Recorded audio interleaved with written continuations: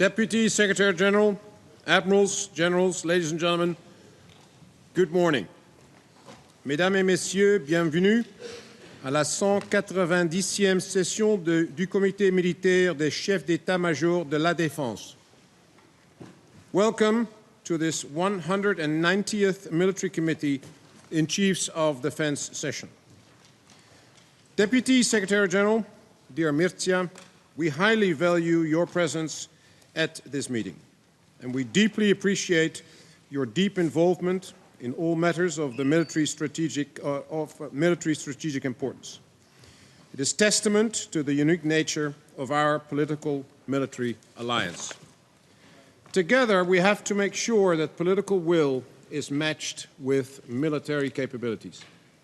And with the rules-based international order being under immense pressure, the importance of this cannot be overstated.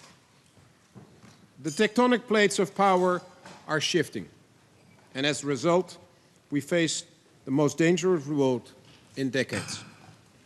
NATO has entered into a new era of collective defense, and together we are defending much more than the physical safety of our 1 billion people and 31, soon to be 32, nations. We are defending freedom and democracy. Please allow me to welcome for the first time at our table, in their new capacity as Chief of Defense, General Charles Brown Jr. from the United States, General Wisław Kukuła from Poland, and General George Vlad from Romania. Let me also welcome the strategic commanders who will be supporting our meetings today. General Chris Cavoli, Supreme Allied Commander Europe, and General Philippe Lavigne, Supreme Allied Commander Transformation. Philippe is joining us via VTC, while his deputy, General Chris Badia, is here at the table. Today's discussions will first focus on the DDA family of plans that were adopted at the Vilnius Summit in July 2023. These are the most comprehensive defense plans NATO has had since the end of the Cold War. Never before have NATO and national defense plans been so closely interlinked. This will shape our armed forces for decades to come. Allies are now actively working to maximize the executability of these new defense plans, and that includes putting more troops on high readiness, capability building and development, adaptation of NATO's command and control structures, creating and sustaining more enablement, logistics, host nation support, maintenance, military mobility and replenishment, and prepositioning of stocks. And crucially, more collective defense exercises and training against these new plans. Militarily, there are more and many more steps to be taken to get where we want to be for our collective defense. However, the responsibility for freedom does not lie on the shoulders of those in uniform alone. In order to strengthen our collective defense and at the same time support Ukraine in its existential fight, we need a whole-of-society approach. We need public and private actors to change their mindset from an era in which everything was plannable, foreseeable, controllable, and focused on efficiency, to an era in which anything can happen at any time, an era in which we need to expect the unexpected, an era in which we need to focus on effectiveness. In order to be fully effective, also in the future, we need a war-fighting transformation of NATO. That will be the main focus of today's session, led by the Supreme Allied Commander Transformation. For this too, public-private cooperation will be the key. In the final session of today, the first NATO-Ukraine Council in Chiefs of Defense format, we will hear an update from our Ukrainian partners and discuss the current situation while reaffirming our continued support to Ukraine. This war has never been about any real security threat to Russia coming from either Ukraine or NATO. This war is about Russia fearing something much more powerful than any physical weapon on earth: democracy. If people in Ukraine can have democratic rights, then people in Russia will soon crave them too. That is what this war is actually about. In 2024, a record-breaking 2 billion people on Earth will cast their vote in a democratic election. And yet, the concept of democracy needs to be defended more than ever. The Ukrainian people and the Ukrainian armed forces are doing this in a way we have never seen before.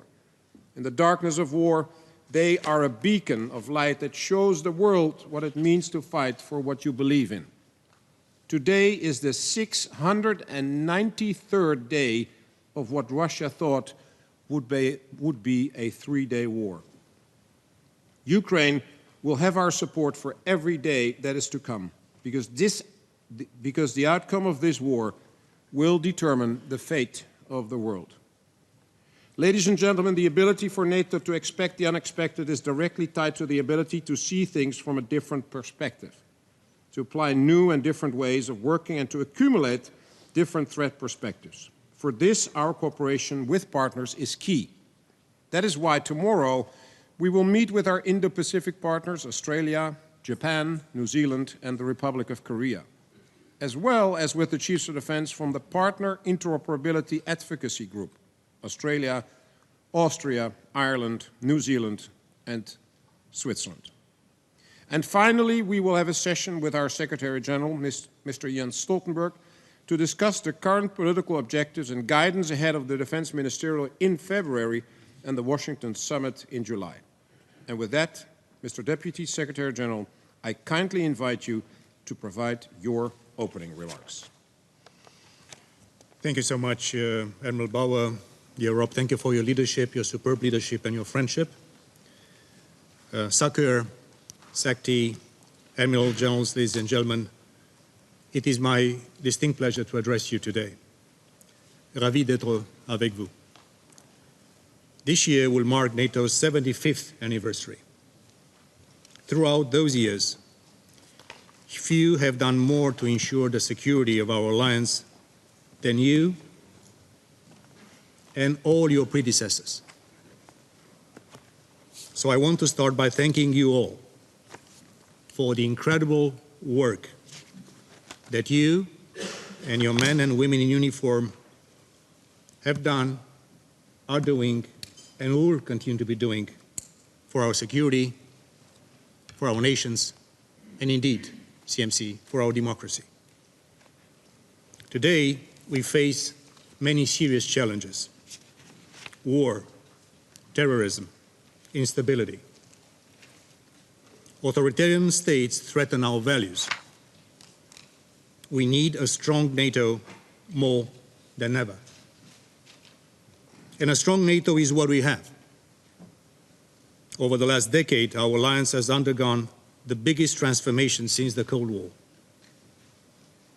Thanks in large part to the people in this very room, NATO now has the most robust defense plans in place since the Cold War to deter any enemy and to defend every inch of our territory.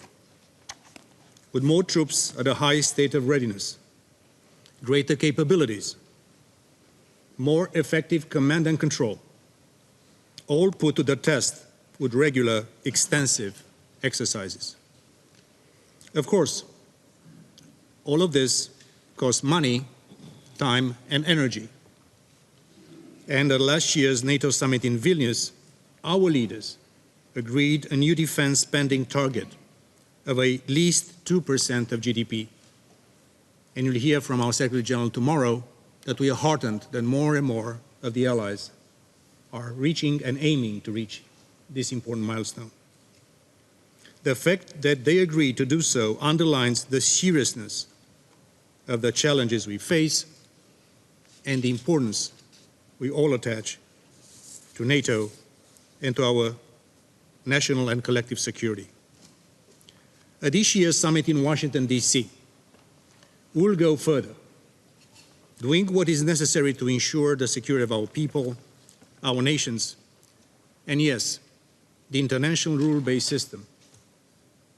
We'll strengthen our collective defense, especially our air and missile defense.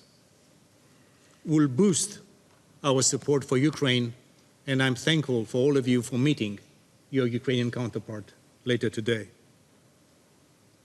And tomorrow, of course, the first meeting of the NATO-Ukraine Council in Chiefs of Defense format is another testament of our enduring support for this nation, because the Ukrainians are also fighting our fight. And we'll work even more closely with our partners around the world. Thank you again for being our partners. NATO may be a regional alliance, and this will not change. But we face global challenges, and we need to engage even more. General Bradley, the leader of American forces at Normandy, and NATO's very first CMC, said, and I quote, "Peace is our goal, but preparedness is the price we must pay." Today, our peace is threatened. But thanks to you, and to your people, and to your servicemen and women around this great alliance of ours, we are prepared. As we continue forward, I count on your dedication, your expertise, and your leadership. Thank you all. It's a privilege for me and tomorrow for our Secretary General to be together with you, the leaders of the greatest and most successful alliance in history. 35 years is just the beginning of our great journey together. Thank you all. A privilege for me to be with all of you today. Deputy Secretary General, dear Mircea, thank you very much for your inspiring words. It's an honor to have you at our table. And your message is perhaps best summarized in the age-old saying, if you want peace, prepare for war. Maximizing our preparedness and our deterrence helps to minimize the chance of a conflict ever arising. It is our sacred task to support and enable the work of the enormous band of brothers and sisters in uniform who defend our great alliance. Now let us recognize their service and sacrifice, for they are defending the democratic values and the rule of law that form the fabric of our societies. Together, more than 3 million servicemen and women uphold NATO's defensive shield. On behalf of the Military Committee, I want to express our deep gratitude and respect for their courage, their professionalism, and their dedication. Our thoughts are especially with the loved ones of those men and women who have paid the ultimate price for our freedom, and with all those who are dealing with the physical and mental effects of their time in service. Please stand with me as we honor their sacrifice.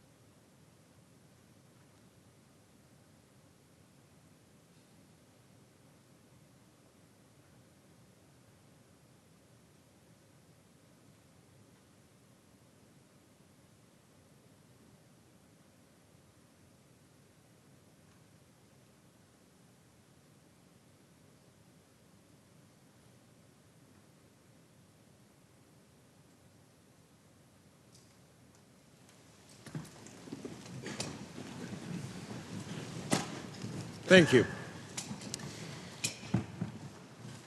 At the end of our committee sessions tomorrow, Secure DSecT and I will brief the media on the outcomes of our discussions and then answer questions. I do want to thank the media personnel who have joined us to cover this important event.